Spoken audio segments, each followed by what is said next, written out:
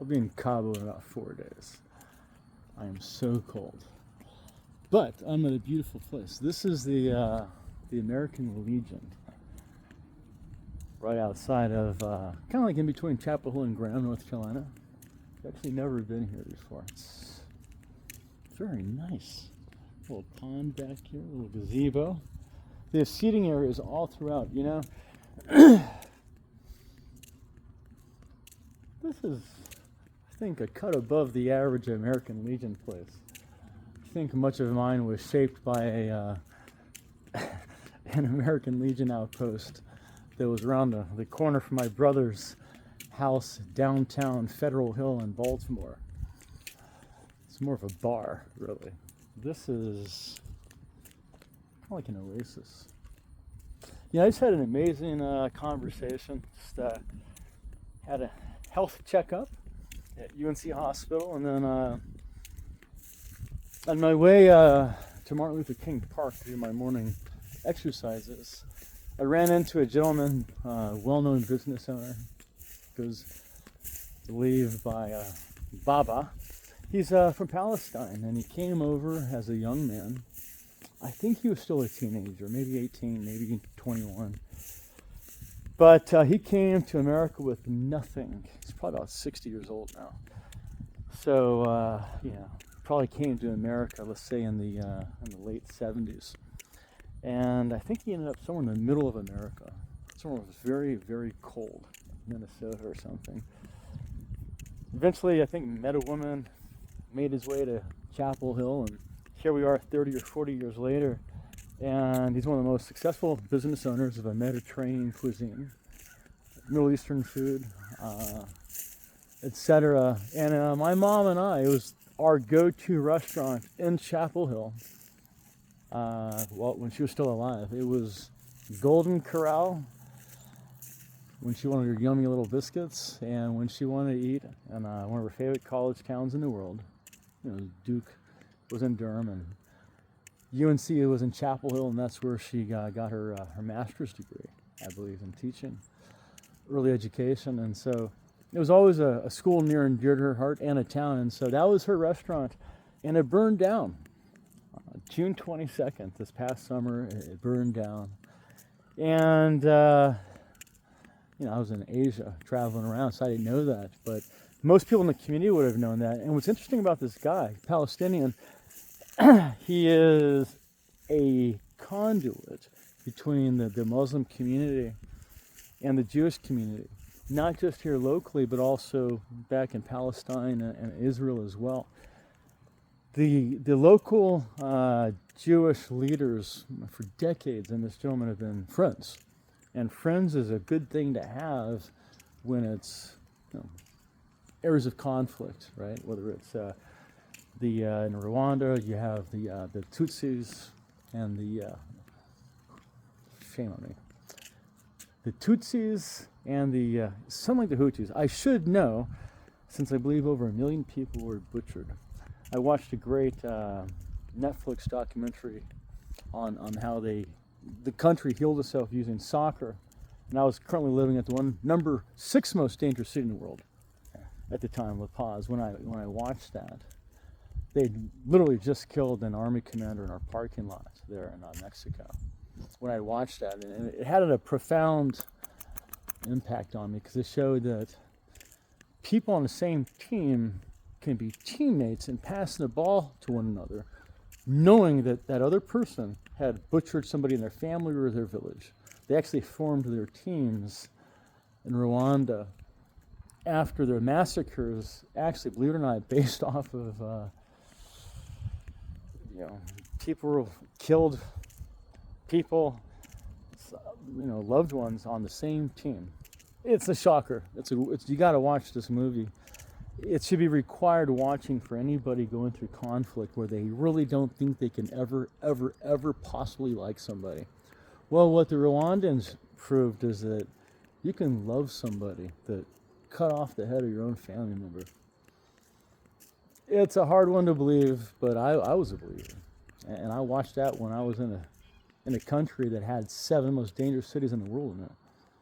And might I add, I was a top earning American in the sixth most dangerous city when I watched that. So, when I was pulling money out of the bank, I was pulling money that could save people's lives in the bank. I mean, they could just pay off somebody and not have a family member get killed that afternoon. So, when I watch these movies about life and death and documentaries, they often mean a lot more to me than the average person. And much could be said also for that Palestinian man as well, who, he's had family members killed by Jews. Yes, he has. And he's had Jewish friends for decades while that conflict in the Middle East has been going on. And so what's remarkable about him is he has maintained he's a man. I don't want to say he's maintained his manhood, but his Muslim manhood. I think blacks talk about, you can lose your black card if you get too white. They used to say that. I don't think they say it in the last 20 years, but they used to say that back in the early 2000s. Well, I've never heard of anybody saying, you can get your Muslim card pulled, but if you could, it would be a guy like this who might be perceived as a sellout by many people around the world, especially Muslims, because he is friends with pretty much the most important Jews in the Raleigh-Durham Chapel Hill area. North Carolina being the fifth most, visited state. And it's actually more important than that, economically speaking, right? It's certainly probably one of the top 4 most important states in America, which means this man would be one of the most important Muslims in America, because he's probably the most important Muslim as far as a conduit to the Jewish community in this area, right? And since it's the home to America's oldest state university, University of North Carolina, that says a lot about this man and his credibility and who he is. And it also says about his ability to be able to help the situation at hand if he was utilized properly. Well, I look forward to meeting up again with him when I get back from a vacation in Cabo. Because he's a good man to speak with, Going back to the fire that burned down his place, hopefully he'll be up and running in a couple of months. They're currently using an off-site location down the street for catering. But, the community raised $270,000 for his staff. Not for him. He said no, he didn't need the money. He was insured, which also shows how successful his business is. Good for him. And ethical he is. Who the heck would say no to money? He did. But that's actually a Muslim for you. Muslims usually are very peculiar about money, peculiar from a Western sense. Most people don't know that, I believe it's still true, Muslims aren't allowed to profit off of money in the form of lending. When I used to live in Dubai, they really didn't have banks lending out home loans at 8%. They were much lower than that. We can learn a lot from Muslims, but sometimes we can learn a lot from just one person. So if you haven't gotten to get to know this great man here in the community, Baba, owner of the formerly amazing restaurant that my mom loved, that'll be back again. But there's not an ounce of hate in that man for Jewish people. We talked for about 20 minutes, maybe 15. And we said the word Jew and Jewish persons maybe 100 times or so collectively between us. And, most of my best friends in my childhood years were Jewish people, and I'll talk a lot of shit about them, but at the end of the day, I always have to remember my childhood friends. And so while I'm 100% on board with Muslims regarding the Levant area, Palestine, Israel, etc.,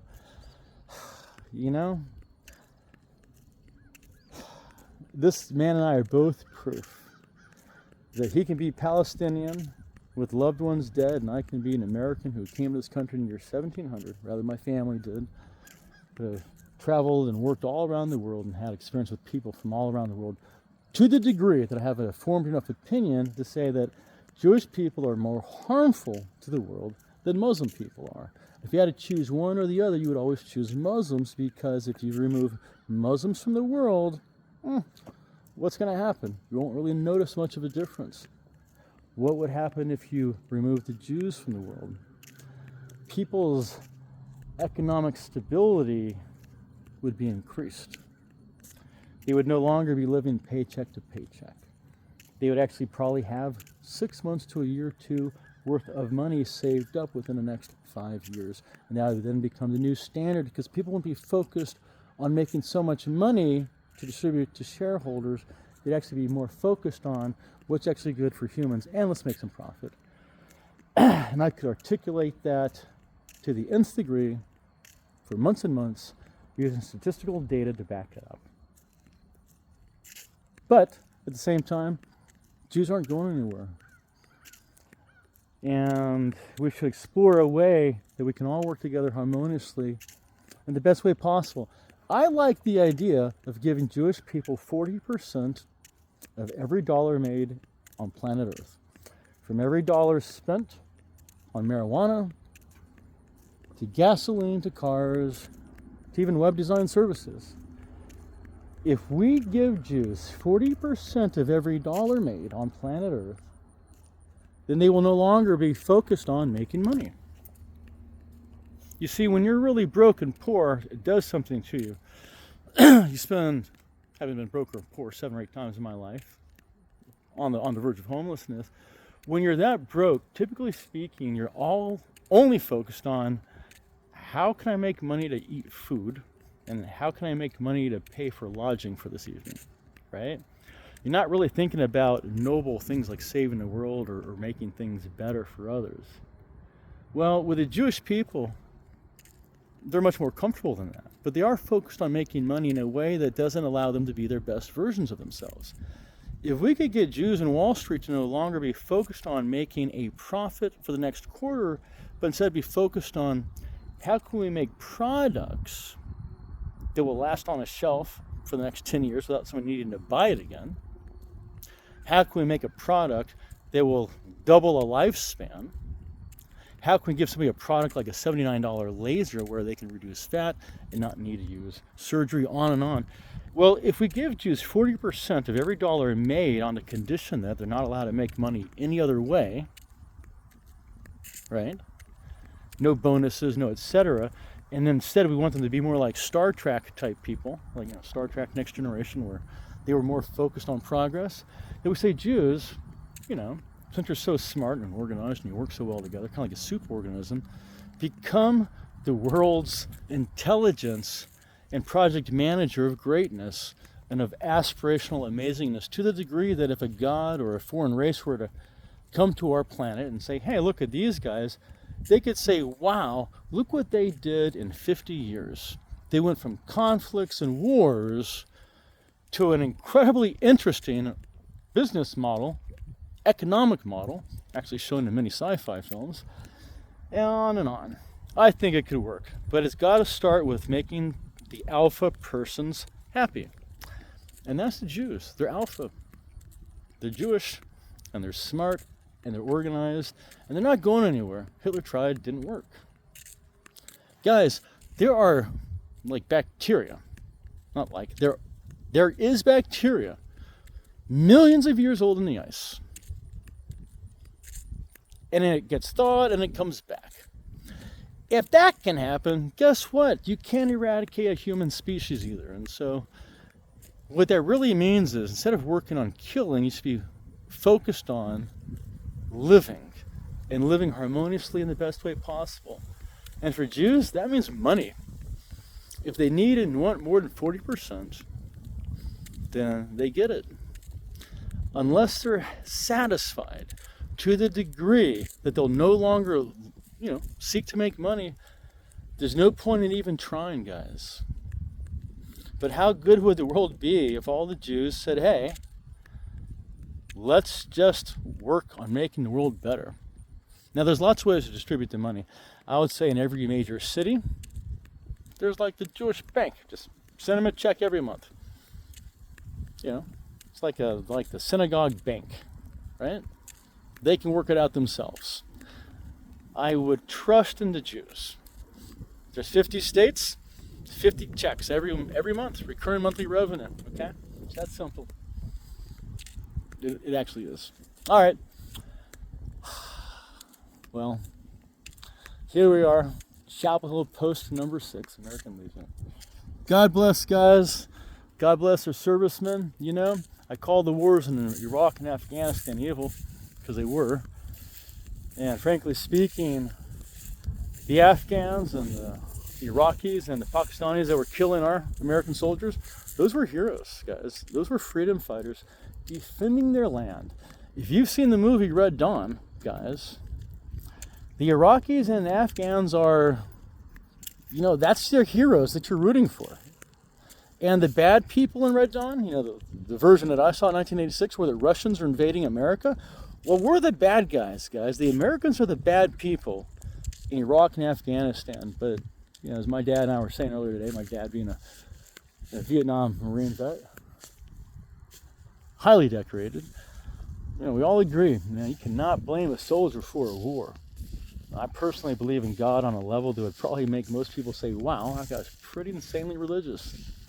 I'm telling you, man, every soldier that fought in Iraq and Afghanistan, in my opinion, is going to heaven because they had to do things and kill people they didn't want to. Most of them couldn't have even found where they were fighting on a map before they were sent there, guys. Hell, I was poisoned by a guy from Waziristan about a year ago.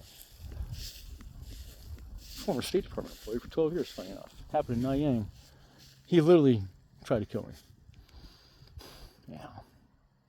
Yeah, he fucking tried to kill me. I was poisoned, man. Happened about 20 times last year, but that was the worst one. Apparently we killed 50,000 people in that area. I'd never even fucking heard of it. He was my neighbor. We're at a luxury 5-star eco resort.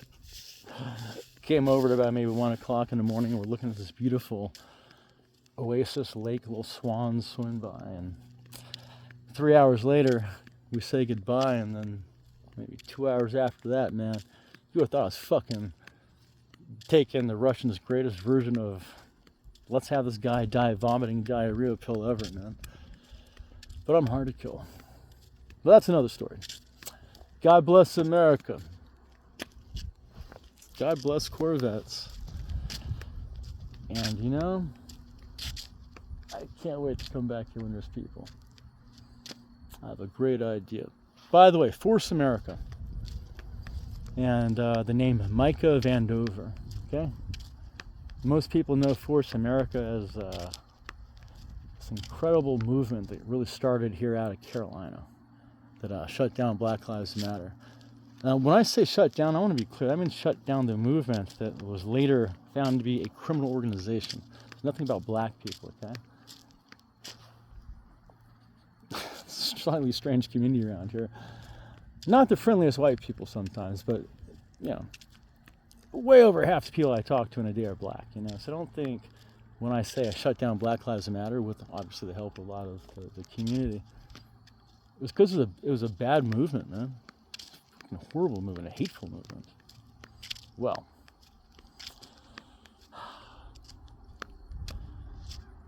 Micah Vandover and Force America. We'll talk about them more later. But think about that in Black Lives Matter, guys. They still have an office, it seems, on Franklin Street, okay? And the problem with having a Black Lives Matter on Franklin Street is that it's a process. There's either a positive or a negative process in life. Well, they're there every day promoting Black Lives Matter. When people are walking by on the sidewalk, they're out there, hey, can we get you for a minute? Can we talk to you for a minute? Well, eventually everybody's going to fucking stop and listen. Guys, they're not going anywhere. Well, people kind of stopped fighting against it. And so the problem is when there's a movement that's really bad, with a criminal organization, no less, and they're on a college campus's, front door, basically, like they are in Chapel Hill, that's going to spell bad for this community and this college in about 10 years or less. Because people will forget. It was just 2 and 3 years ago, before I started riding this car around, intimidating people. People were literally giving the finger to the cops in broad daylight. And I don't mean drunk. I mean college students that were white, Hispanic. I don't think Muslims were doing it. But just about everybody else was giving the finger to the cops that were preventing people from getting raped at nighttime. Well, you know, people will forget about that pretty soon. Just like, I believe it was the student body president in 2010 was brutally murdered. I believe they took a shotgun and put it in her vagina and pulled the trigger after blowing her face off. This is a Carolina student body president. I believe she was student body president. Beautiful blonde-haired girl from Atlanta. She was about to go off to Oxford the next year. She was literally the best all-around student that Carolina had. And she was murdered in 2010 or 2012 by 2 or 3 black kids, like 18 to 20-ish. And they basically got money out of her. You know, they drove her to an ATM. Well, here's the thing. There's a memorial buried for her right across from where the old well is here in Chapel Hill at UNC. It was right across the street, probably a baseball throw. There was a YMCA type women's clinic adjacent to it by about 10 feet. I went there to go find it after reading an article about it. A local sheriff told me about this girl and this incident. I wasn't here in the country when it happened, but he showed me this article. A sheriff at the Durham County Jail actually gave me the article. And so I went to go find this lady's memorial. They didn't even have a memorial for this lady. There was a huge outpouring for her back in 2012, but the memorial was either gone or hard to find when I went to go looking for it. I asked all the students around for it, and nobody knew about it. They didn't even know her name. They didn't even know that she had been killed. So that's a problem when you start covering things up.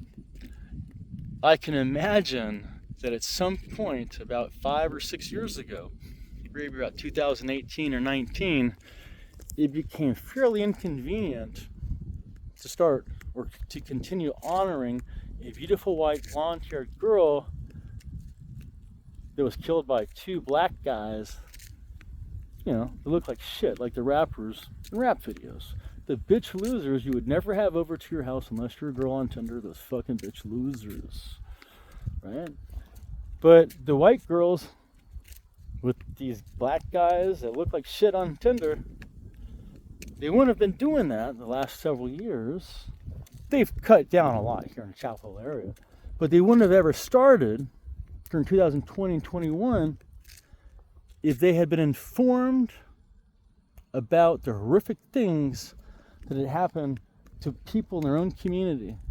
But the professors of the community and the deans of the Chapel Hill community were the ones who made the decision to cover up a crime committed by blacks against a white, beautiful, blonde hair student body president. It just wasn't a very good narrative to have. You can't be, yay, black people are amazing if they're killing your fucking college kids, right? Well then. You might think it's inappropriate to mention that right now, but I can assure you there's one family in Atlanta, Georgia that doesn't think it's inappropriate to mention that their daughter had a shotgun put in their vagina after they fucking blew her head off. And UNC thought that was okay to cover up because she was white. And the perpetrators were young black men. Fuck you, Carolina administrators.